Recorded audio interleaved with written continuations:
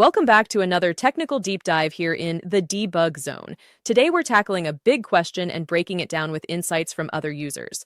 Hopefully this clears up some misconceptions and helps you get the answer you need.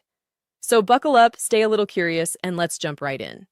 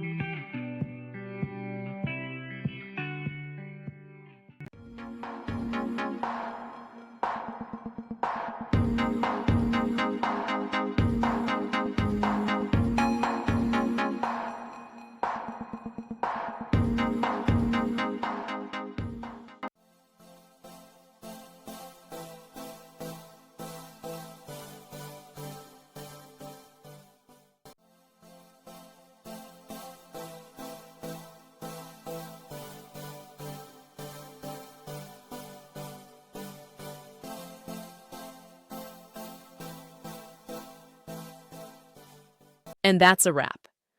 I hope you found the answer you were looking for. If you did, take a second to hit that subscribe button. It really helps out.